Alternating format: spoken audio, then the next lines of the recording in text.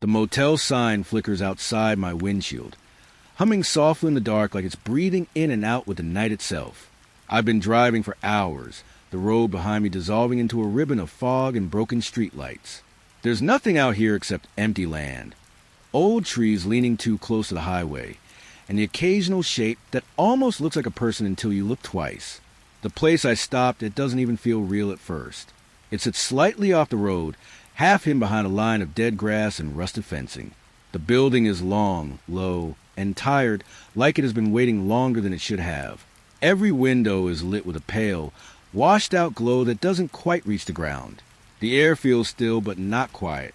There's a faint static sound, like a radio left on in another room that no one remembers anymore. The man at the counter doesn't ask many questions. He just slides me a key with a number stamp on a worn wooden tag. His eyes don't follow me when I leave. They stay fixed somewhere behind me, like he's watching someone I can't see. My room smells like old paper and damp fabric. The heater clicks on and off even though I didn't touch it. And somewhere down the hallway, I hear a door close slowly, carefully, as if whoever's behind it doesn't want to be heard at all. That's when I notice the note on the mirror, and it isn't addressed to anyone but me. The heater in the motel room clicks on and off like it can't decide whether it wants to exist or not. I stand just inside the doorway for a moment longer than I should, keys still in my hand, listening to the silence settle around me. It doesn't feel empty. It feels paused. The air is warm, too warm for a place no one's been in. Not the kind of warmth that comes from comfort, but the kind left behind when something has only just stepped away, like breath, still hanging in the room after someone stopped speaking. I set my bag down slowly. The sound is soft, but even that feels too loud here. The lights above flicker once. Then again, not randomly. There's a rhythm to it, a pause, 2 quick flashes, then a longer one. I don't know why, but I stop moving when I notice it. My eyes stay fixed on the ceiling light, as if it might explain itself if I wait long enough. It doesn't. Instead, the flickering stops the moment I look directly at it. That's when I first feel it. Not see, feel, like the room is aware I've arrived. The bathroom door is slightly open. I don't remember opening it. I step closer anyway, slow enough that the floorboards barely respond. The air grows colder near the threshold, as if the warmth is being held back on purpose. The mirror inside is fogged in uneven patterns, like someone had been standing too close to it recently. I call out once. Just a quiet hello. No answer, but something inside the bathroom moves anyway. Not loud, not fast, just present. A sound follows. Breathing. Slow. Measured. I freeze so completely I can hear my own heartbeat trying to decide whether it should be louder or quieter. The bathroom is empty. I know it is. I step inside anyway. The shower curtain hangs still. The sink is dry. No footprints. No water. No signs of anything that should produce sound. But the breathing continues. It's not coming from a direction. It's coming from the room itself. I back out slowly, my shoulder brushing the doorframe. The moment I leave the bathroom, the sound doesn't stop.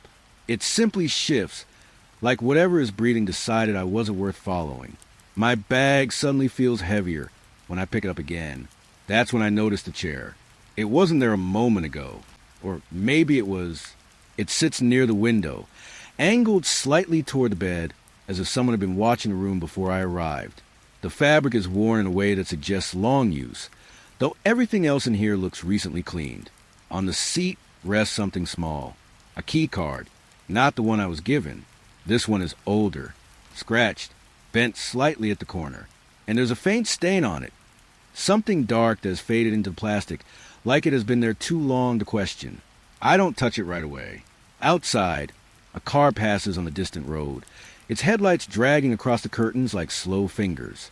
The motel doesn't react to it. Not even a hum of acknowledgement. The silence returns heavier than before. I finally pick up the card. The moment I do, the hallway outside my room creaks. Just once, like a step, slow, intentional. I look toward the door. Nothing there, but the lock clicks. Not unlocking. Locking. From the inside. I step back instinctively, my hand tightening around the key card. The room feels smaller now, like the walls have shifted forward while I wasn't looking. Another sound comes from the bathroom. Still breathing, still patient, but now it feels closer. I don't turn around immediately. I just stand there, staring at the bed, waiting for something to explain itself in a way that makes sense. It never does. Instead, I hear fabric move behind me. Not the sound of something falling.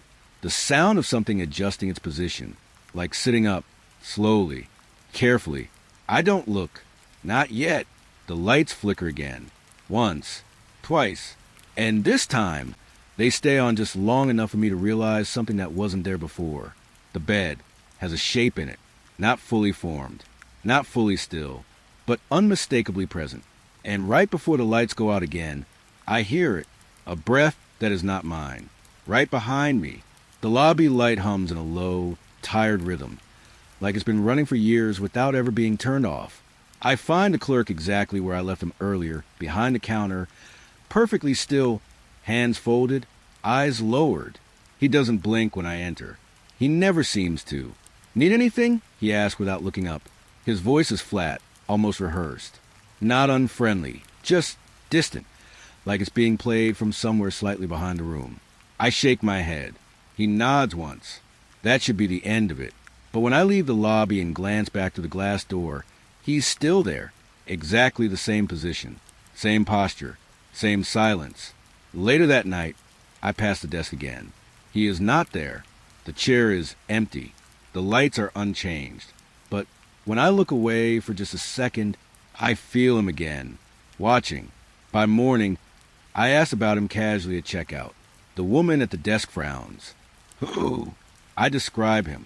She shakes her head slowly. No one like that works here. Behind her, a stack of records slides slightly on its own. One page slips free.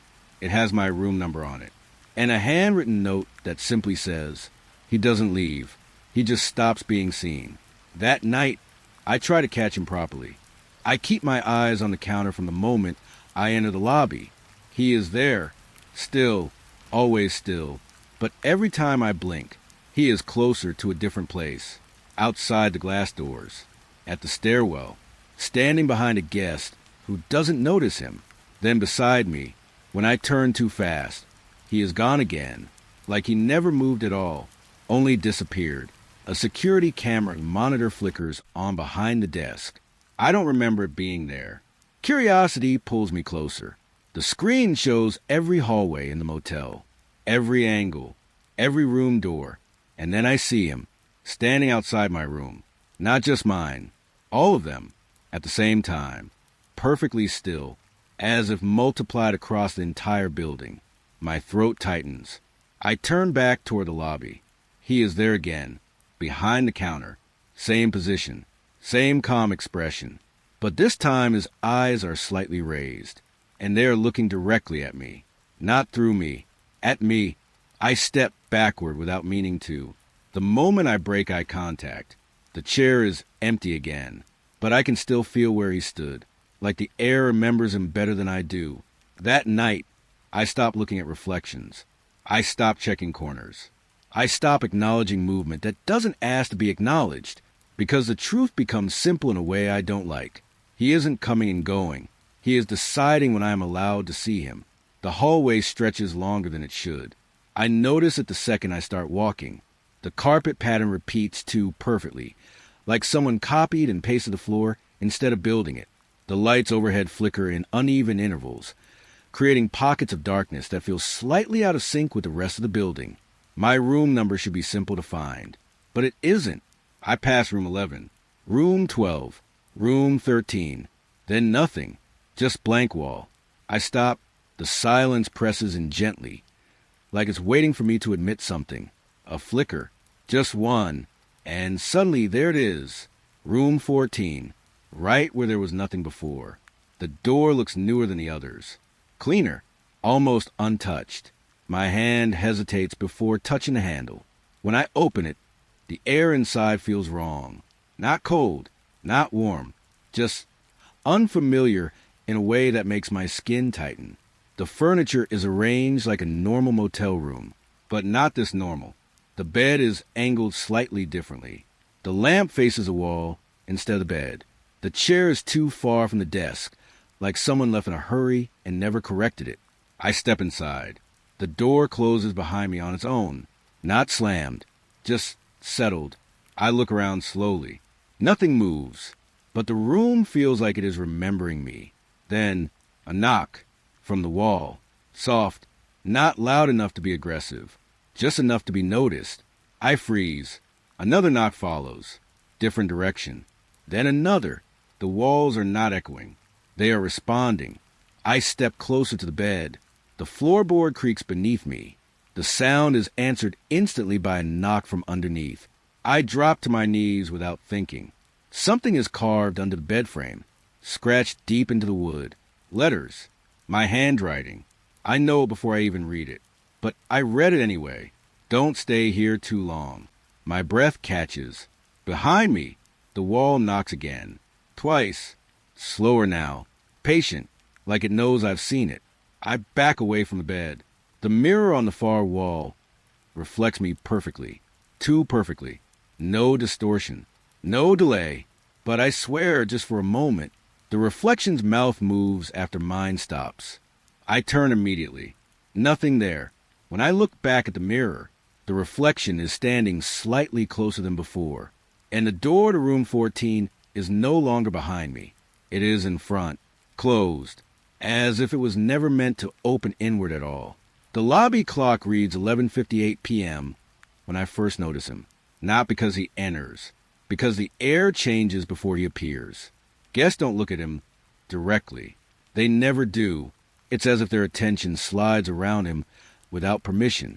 But I see him, standing just inside the entrance. No sound, no footsteps, just arrival. He doesn't approach the desk. He doesn't speak. He simply exists. And then he isn't there. Later, I ask another guest if they saw him. They laugh. Saw who? I describe him carefully. They shake their head. No one came in. But I know he did, because I saw him pass through the hallway 5 minutes later. And again near the vending machines. And again near the stairs. Always slightly different. Never staying in one place long enough to confirm. By midnight, I stop trusting timing, because the next time I see him, he is already inside my room, not entering, already there, standing near the window, looking out like he has been waiting longer than I have been alive. When I speak, my voice feels late. Who are you? He doesn't answer.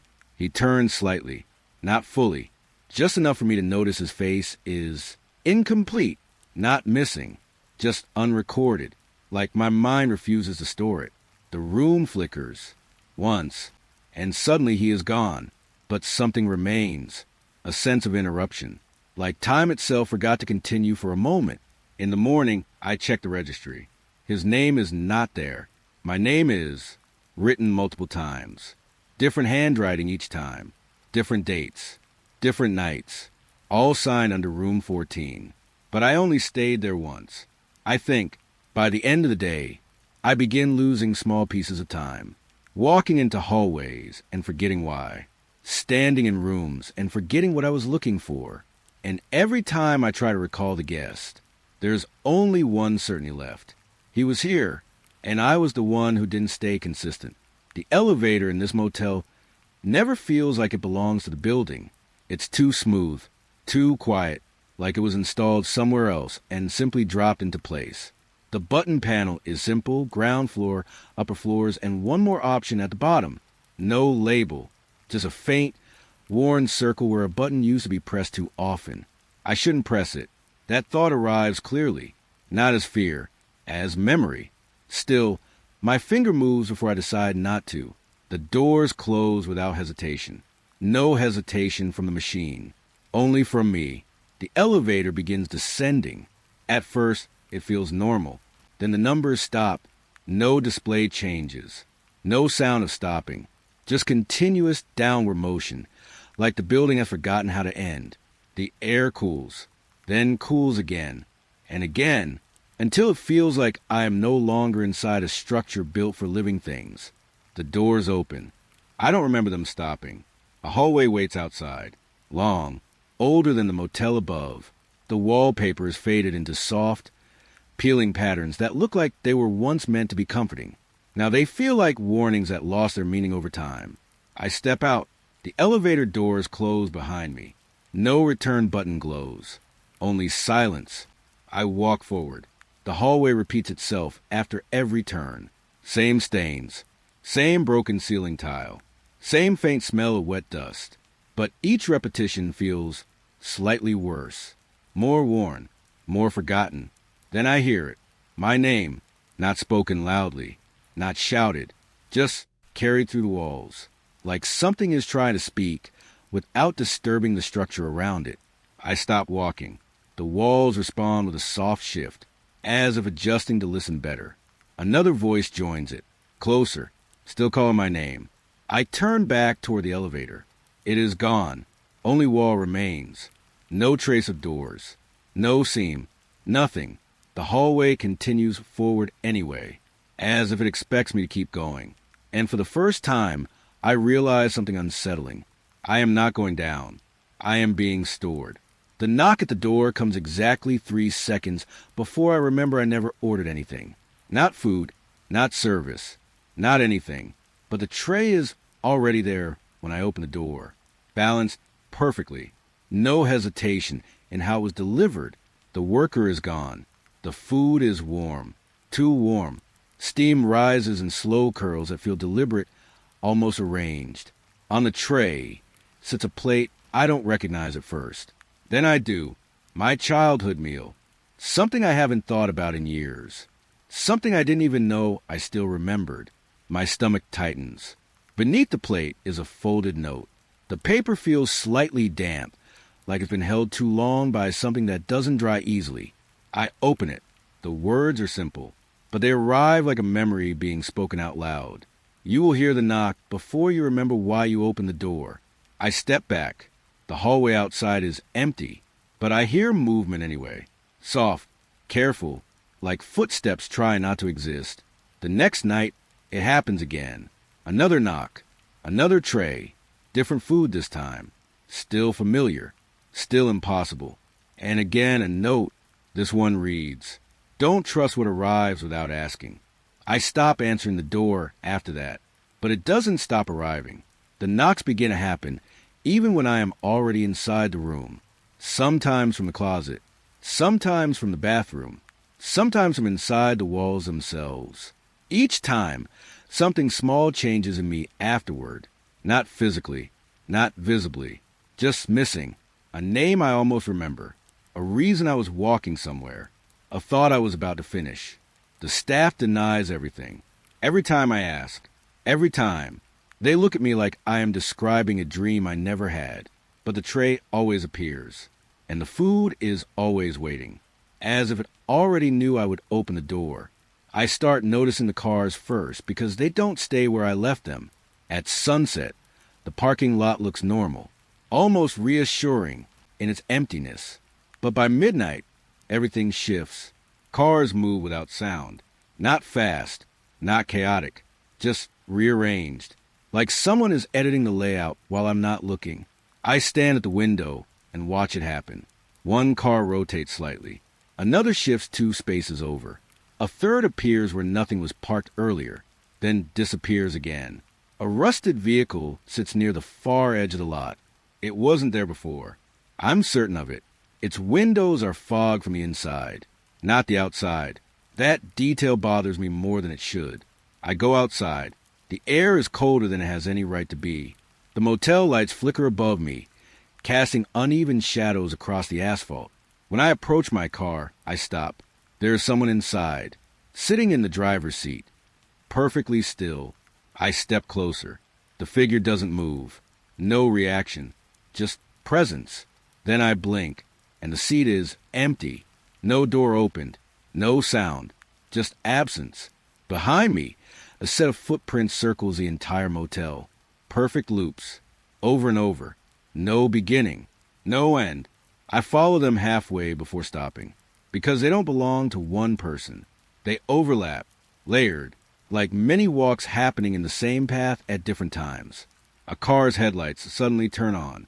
No engine. No driver. Just light cutting through the night, like a warning that was activated too late. I step back toward the motel. Every car now feels occupied, even the empty ones. And I realize the parking lot is not a place for vehicles. It is a place where things wait for permission to leave. The guest book sits behind the counter, like it has always been there. I don't remember seeing it before, but now I can't stop looking at it. The pages are thick, worn. Too many entry for a place that feels this empty. I open it.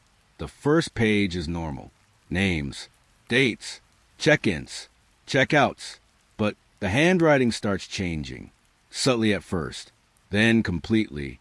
Some entries are dated days in the future. Some describe things that haven't happened yet.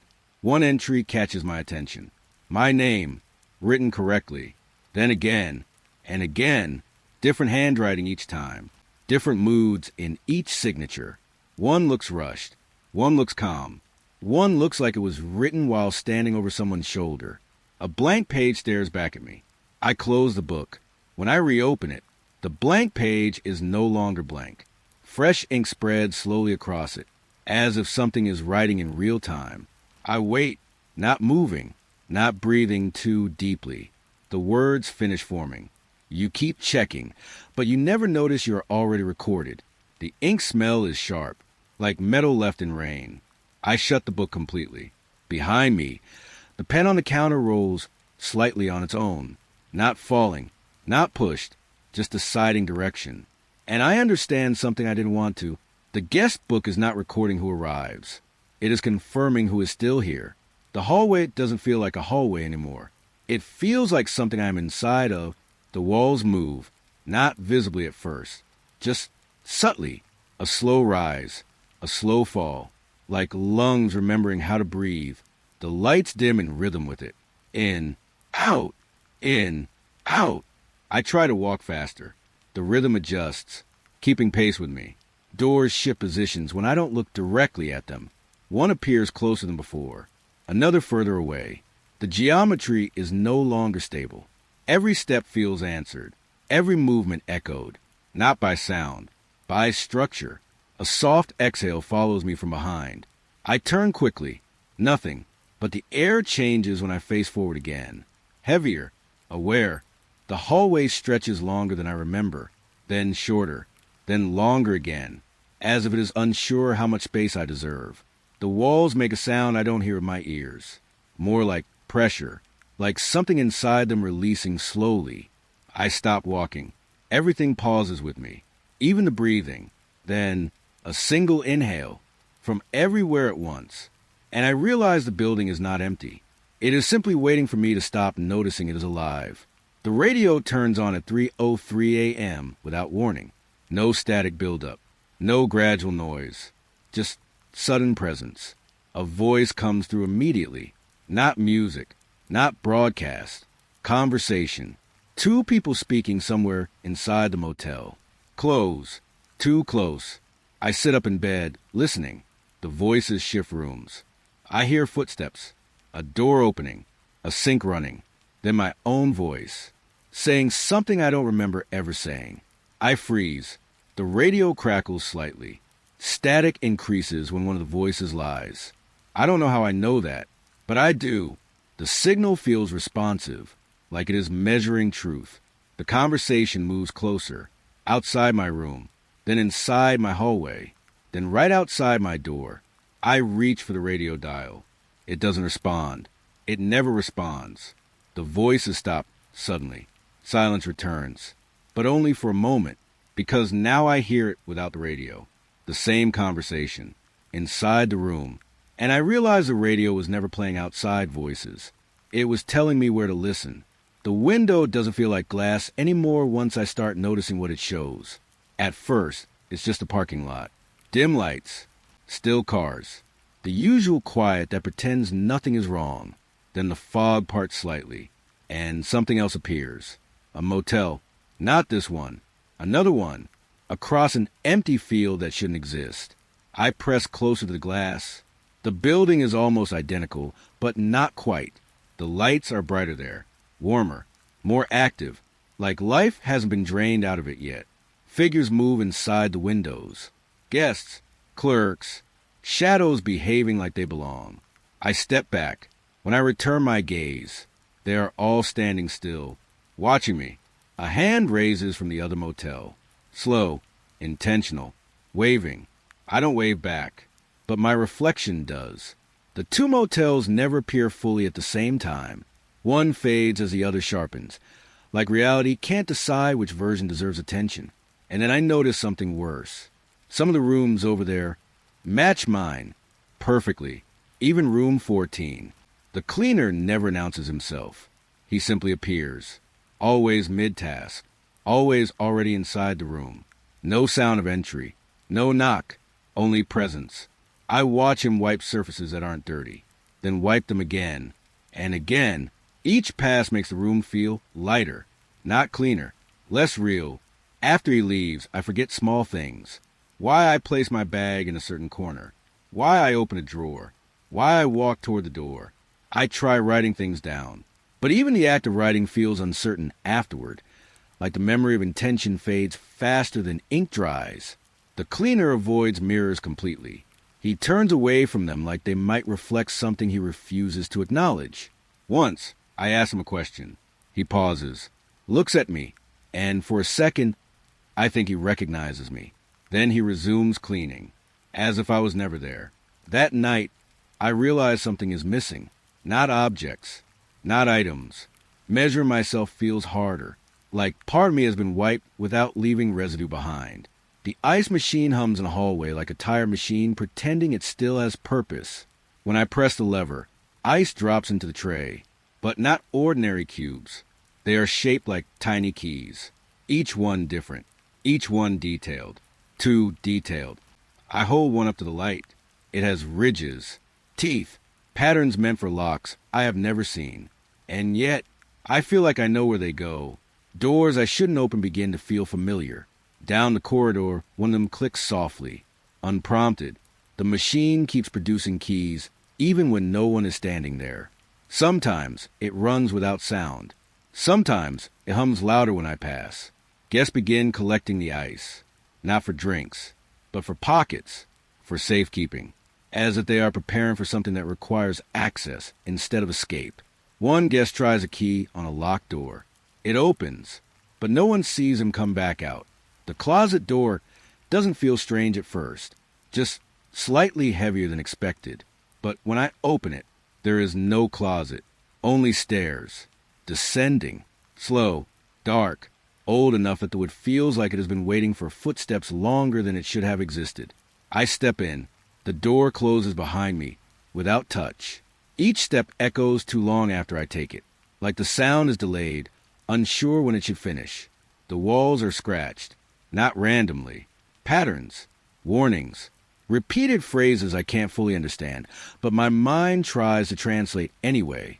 Something follows me, not behind, around, inside the structure of the stairwell itself. A soft humming fills the space, childlike, uncertain, but always present. I lose count of steps quickly. The deeper I go, the more the staircase feels like it is rearranging itself. When I finally turn back, there is no upward path, only more down. The exit appears only after I stop trying to remember how I arrived. And even then, it is not the same door I entered. The mirror in the room is slightly off. At first, I think it's just lighting, but then I notice a delay. I move my hand. The reflection follows half a second later. I blink. The reflection blinks after. Not wrong, just late, as if it is thinking about whether I should be copied at all. I lean closer. The mirror shows me perfectly, but something stands behind me in the reflection, not in the room, only there, watching. When I turn, nothing. When I look back, it is closer. The delay increases over time. A second, then more. Sometimes the reflection does things I don't do, turning its head slightly differently, standing still when I move, moving when I stop. I stop trusting it completely, but it doesn't stop watching. One night, I sit in front of it without moving. The reflection continues living, breathing, waiting, and slowly, it begins to act like it has been waiting for me to stop first. The wall between my room and the next one has started to feel thinner than it should be. Not physically, not visibly, just conceptually, like sound doesn't need permission anymore. It simply passes through.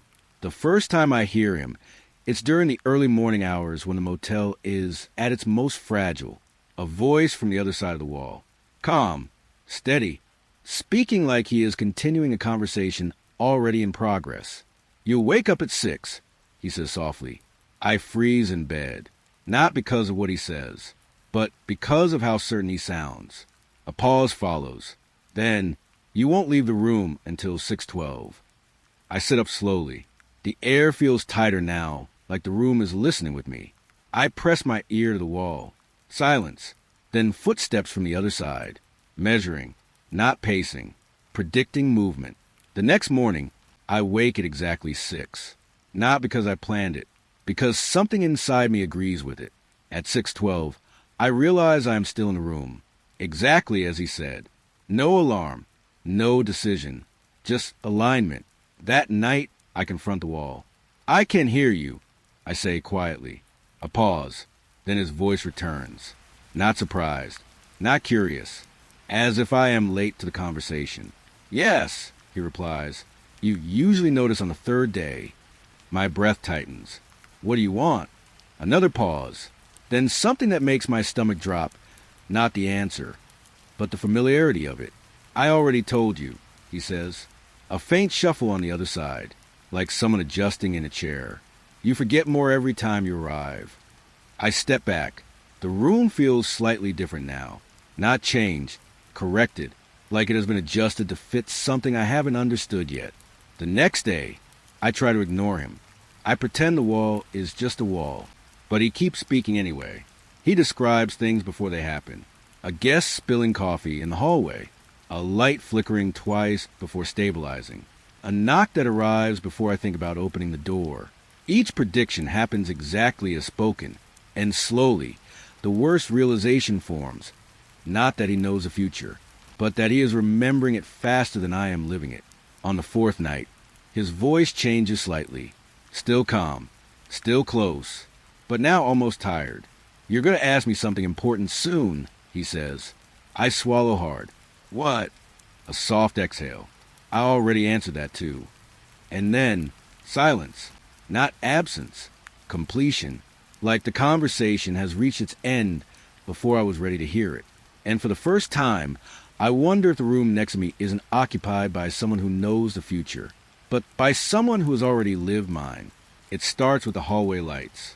At first, I think they are malfunctioning. A simple flicker. Nothing unusual for a place like this. But then it happens again. And again, not random. Rhythmic. Intentional. I stand in the hallway and watch as the lights above me blink in structured intervals. Short, short, long. Pause. Short, long, long. My mind tries to dismiss it as coincidence, but it repeats too cleanly, too carefully. I count the pattern without meaning to, and something about it feels like being spoken to, not in language, in structure. I find an old notebook in my room and begin marking the sequences. Within minutes, I realize it is not noise. It is communication. Morse code. The motel itself is sending messages. At first, I assume it's a broken system, an old wiring issue, something mechanical. But then the message changes. It becomes clearer, more deliberate, and then it mentions my name. I stop writing. The lights flicker again. Short, long, short, pause, long, long. I decode it slowly. My hands feel colder with each translation. The message reads, "You are not alone in the building." I look up instinctively. The hallway is empty, but it doesn't feel empty anymore. The lights continue blinking, faster now, as if urgency has entered the conversation. Another message forms, this one longer, more precise. It has been moving between rooms since your arrival. I step backward into my room. The door closes behind me without being touched. I press my ear to it. Nothing. No movement. No sound. Then the lights outside shift again. A new pattern. Slower this time. Almost gentle. Almost patient. I decode it carefully. My breath catches before I finish. It is waiting for you to stop pretending you have not noticed it. A flicker passes through the room light now, even inside, not just the hallway. I sit down slowly, because I realize something I don't want to accept.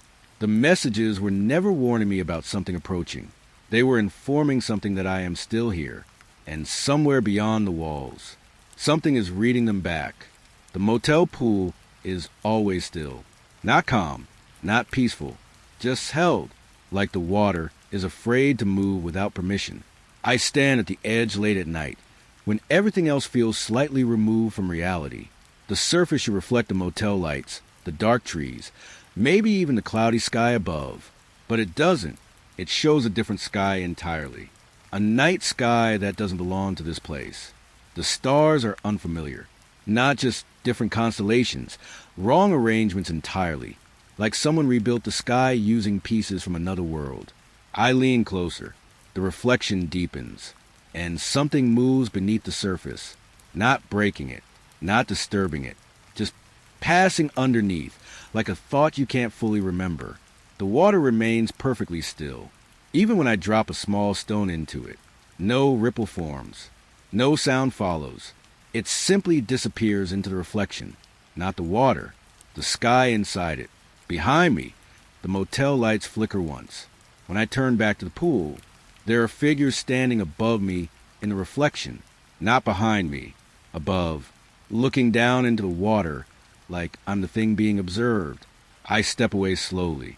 The reflection doesn't follow. It waits, like it knows I'll return. And I do, eventually, because something about that wrong sky feels more honest than the one above my head. I realize something is wrong when I wake up and the clock says 2:14 a.m. again. The same time. The same exact glow of the bedside lamp. The same distant hum from the hallway. At first, I think I misread it. But then it happens again the next night. And again, every time I fall asleep, the night restarts. Not exactly. Slight differences slip in. The angle of the curtains changes. A glass on the table shifts closer or farther. Sometimes the hallway light outside is flickering. Sometimes it isn't. But the structure remains identical. A loop with minor corruption. I start testing it. I write notes before sleeping. I place objects in specific positions. I even scratch marks into the wooden headboard.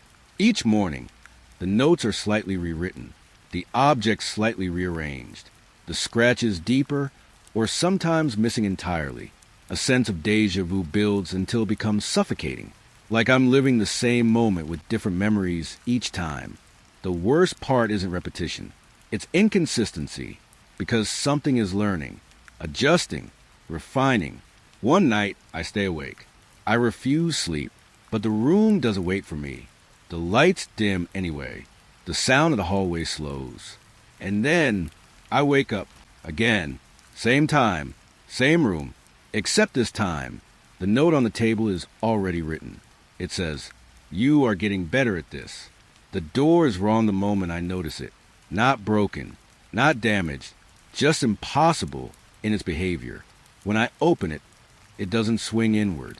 It doesn't swing outward. It does both at the same time. Like the concept of direction doesn't apply anymore. I step back immediately. The door closes and doesn't close.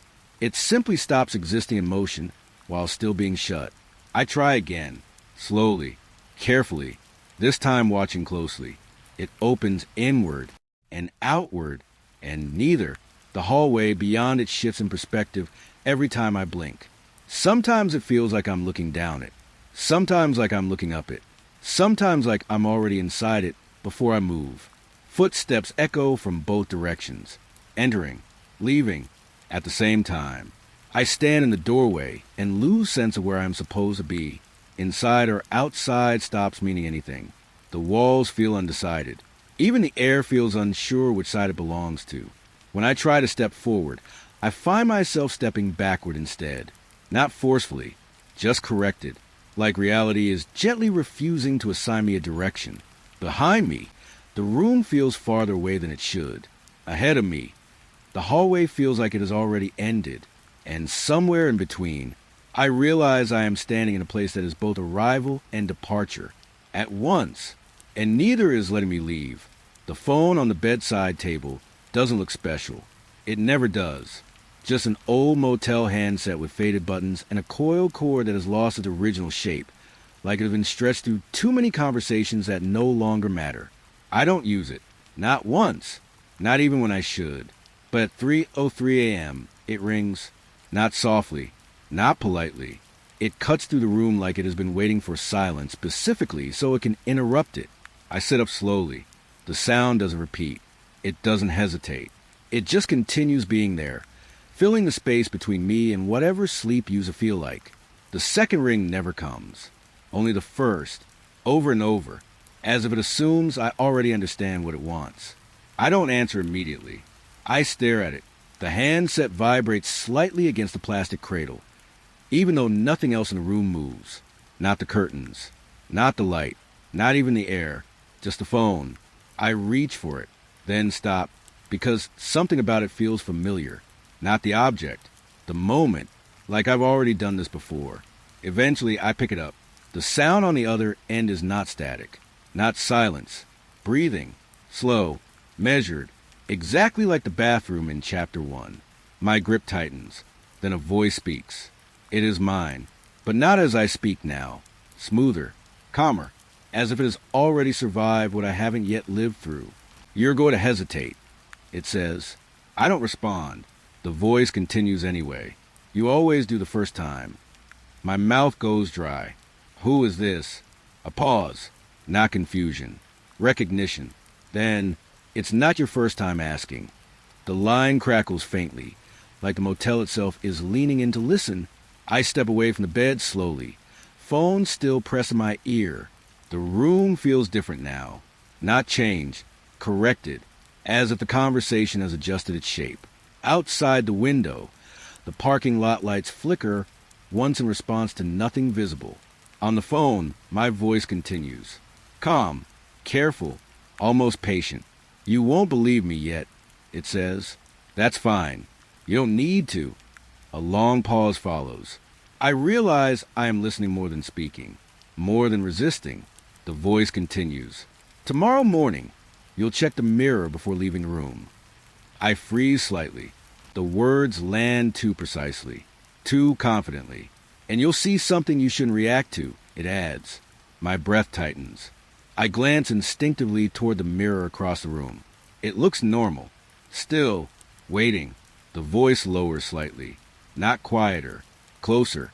And when you try to ignore it, it says, you'll pretend this call never happened. I grip the phone tighter. Why are you calling me? I ask again. This time, the answer takes longer. Not hesitation. Timing. Like it is choosing the correct version of the truth. Because you stop listening too early. It finally says, a soft click echoes on the line. Not a hang-up. A transition. The voice changes slightly. Still mine, but older. Tired in a way I don't understand yet. You think the motel is doing this to you, it says.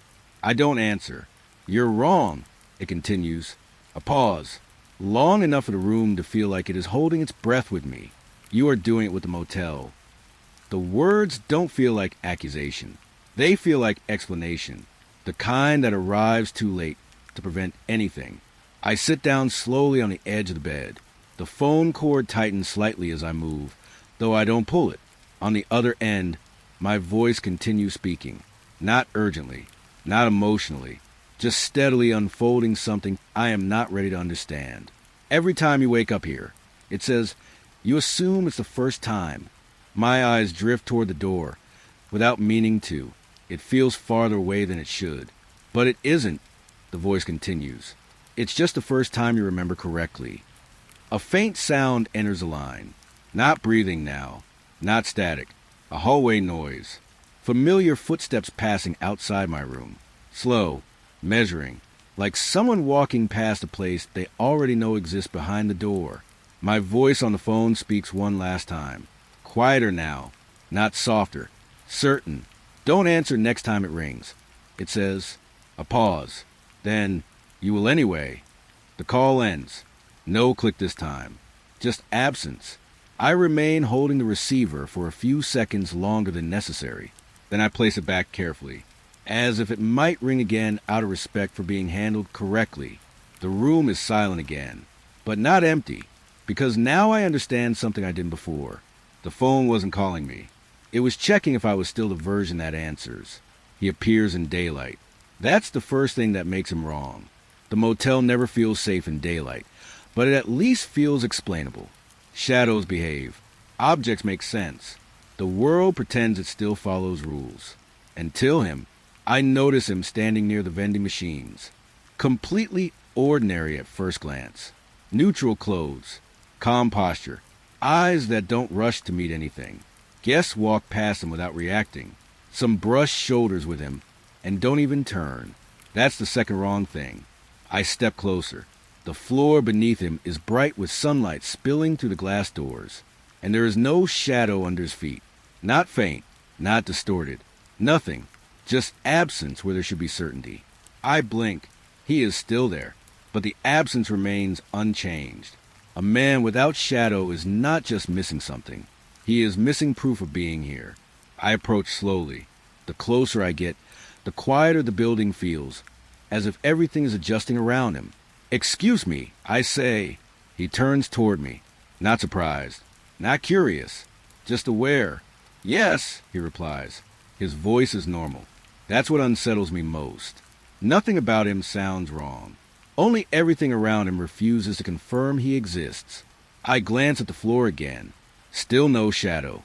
I point slightly downward before I can stop myself.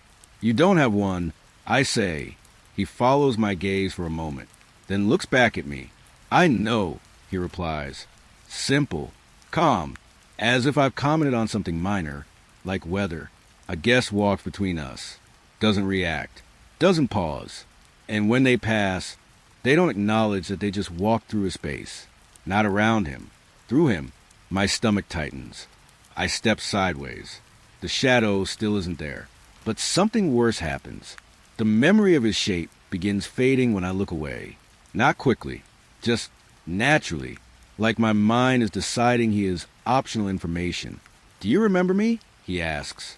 I hesitate, because the honest answer feels dangerous. "Yes," I say. A pause. Then he nods slightly. "That's unusual," he says. "Most people don't keep that long." A chill runs through me that has nothing to do with temperature. "Keep," I repeat. He doesn't clarify.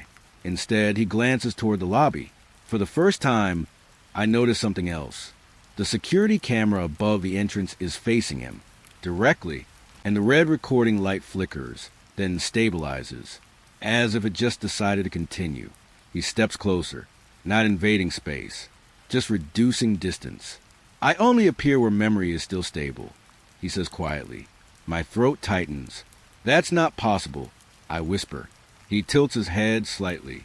"Neither is forgetting someone while they're still standing in front of you," he replies. A guest passes behind him again. Still no reaction. Still no shadow. Still no confirmation from the world that he is here at all. Only me, and even that feels fragile. I glance down again. Still nothing beneath him. When I look back up, he is slightly less defined. Not gone, just less certain. Like the motel itself is trying to decide whether he is worth keeping. "You won't remember me properly tomorrow," he says. It isn't a threat. It's observation. I shake my head quickly. "I will." He watches me for a long moment, then speaks softly. "You already didn't yesterday." The words land too cleanly, too accurately, and something inside me hesitates. Not because I doubt him, but because part of me recognizes the shape of forgetting before it happens. When I blink again, he is still there, but further away, and the space where his shadow should be now feels like it is learning how to be empty on purpose.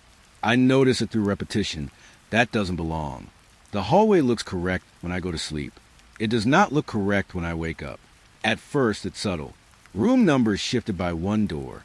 A vending machine moved to the opposite wall. A staircase that used to lead up now leading sideways into a corridor that feels slightly unfamiliar. Nothing dramatic. Nothing impossible. Just wrong enough to doubt memory. But it keeps happening. Every night. Every sleep. The motel rearranges itself while I'm not conscious. I start marking distances. scratching small lines on the inside of my doorframe, placing objects in specific positions. A glass of water near the bed, a chair angled toward the hallway, a notebook open on the desk. Each morning they are moved, not randomly, carefully, like someone is improving the layout, making it more efficient. The exit becomes harder to find. Not blocked, just relocated. I walk longer distances to reach familiar places, turn corners that feel like they weren't part of the building before. Hallways stretch when I'm not looking, compress when I am. Maps become useless. I draw one anyway. By morning, it no longer matches the structure I drew it in. The worst change is the feeling. The motel starts feeling less like a place I am staying in, and more like a system I am being processed through. One night, I stay awake. I refuse sleep. I sit in the chair facing the hallway and watch. The lights dim slowly, then stabilize, then dim again. Time becomes uncertain in small ways. At some point, I blink longer than I intend to. When I open my eyes, the room is different, not fully changed, just aligned differently. The chair is now facing the opposite direction. The notebook is closed. The water glass is empty. And on the desk is a note I don't remember writing. It reads, "You move better when you are not watching yourself." I sit very still, because I understand something I don't want to confirm. The motel doesn't rearrange itself at night. It waits until I stop paying attention, and then it corrects me into a version that fits better. The idea of leaving starts feeling unfamiliar before I even try. Not impossible, just distant, like remembering a road I once knew, but can't quite locate anymore. I go to the front desk at dawn. The clerk is there. Of course he is. Same position, same stillness, same quiet attention. That never feels like attention until I realize I am the only thing in the room that moves. "I want to check out," I say. He doesn't react immediately. Not because he is slow, because the request seems incomplete. After a moment, he slides a form toward me. The paper is blank except for my room number. Room 14. I take the pen. Sign. The ink feels colder than it should. When I finish, he looks at the paper for a long time, then shakes his head slightly. "This doesn't finalize anything," he says calmly. I blink. "What do you mean?" He folds the paper once, then places it back exactly where it was. "You didn't arrive," he replies. The sentence lands softly, but it doesn't soften the meaning. I step back. "That's not possible," I say. He finally looks at me directly, not threatening, not emotional, just certain. "You keep trying to leave a place that hasn't confirmed you entered," he says. Behind him, the guest book on the counter opens on its own. Pages turn slowly, stopping on multiple entries with my name. Different dates, different handwriting, all marked as ongoing, not checked in, not checked out, just continuing. I try again the next morning. Same result. And the morning after that. Each time, the process feels more like rehearsal than attempt. The clerk never changes his response. The paperwork never changes its emptiness. Even the door outside the lobby feels farther away each time I walk toward it, as if distance itself is adjusting to disagreement. One day, I reach the exit. I push the door. It opens. For a moment, I feel something close to relief. Then I step through, and I am back inside the lobby. No transition, no motion, just return. The clerk is still there. Same position, same calm expression. "You're getting closer," he says quietly. I shake my head. "I left," I say. He watches me for a long moment, then speaks in a tone that feels almost kind. "No," he replies. "You rehearsed it correctly this time." Something inside me tightens, because I realize I don't remember the walk back, only the idea of it. Days blur after that. Attempts repeat. Forms accumulate. Doors open and reset. Each time, I get better at leaving. Each time, I return more smoothly, like the motel is refining the process instead of resisting it. On the final attempt, I don't know it is final. I stand at the exit longer, watching the outside. The world beyond looks normal. Too normal. And for the first time, I hesitate not because I fear staying, but because I can't confirm what leaving means anymore. Behind me. The clerk speaks without looking up. "You're almost ready," he says. And I realize the word almost is the only thing keeping me here. I wake up already inside the room I thought I left. That is the first wrong truth. Not arrival. Recognition. Everything feels arranged in a way that suggests it has been waiting for me to understand it at the correct speed. The air is still. Familiar. Not comforting. Familiar in the way a thought returns before you can stop it. The room number is there again. Room 14. But something about it feels less like a location now. More like a conclusion. I look around slowly. The furniture is arranged perfectly. Not changed. Not corrected. Confirmed. Every object feels placed with certainty. Like hesitation never existed here. I step toward the mirror. My reflection follows without delay. No lag. No distortion. For the first time, it moves exactly when I move. And that is what scares me more than anything else. Because nothing here is delayed anymore. The room feels synchronized. A voice comes from behind me. Soft. Not surprising. Expected. You finally stop resisting. It says, I don't turn immediately. Because part of me already knows what I'll see. When I do turn, there is no one. Only the sense that someone was always meant to be there. I face the mirror again. The reflection is looking at me with a stillness I don't remember choosing. Then it speaks. Not through movement, through certainty. You keep calling it a motel, it says. I feel my throat tighten. What is it then? I ask. A pause. Not hesitation. Completion. Then, it's the place you return to when your memories stop agreeing with each other. The words settle into the room like dust that never needed air to exist. The walls feel closer. Not physically. Contextually, like understanding has reduced the space available. I look around again, and slowly realize something that changes the meaning of everything before it. The hallway, the clerk, the guest book, the shifting rooms, the repeating nights, the conversations that knew tomorrow. None of it is happening to me. It is happening around me, because I am the variable that keeps re-entering the same structure. The reflection steps forward slightly. Not crossing glass, just aligning. You never left the first time. It says quietly, you only learned how to forget the part where you didn't. The room behind me feels suddenly larger. Or maybe I am smaller inside it. I can't tell anymore. The door is still there, but it doesn't feel like an exit. It feels like a question I stopped answering correctly. The reflection watches me without blinking, not judging, not warning. Just waiting for the version of me that finally stops trying to solve the loop from the inside. And in that quiet moment, I understand the motel was never changing. It was remembering me differently each time I came back. And I was the only thing it never got right on the first try.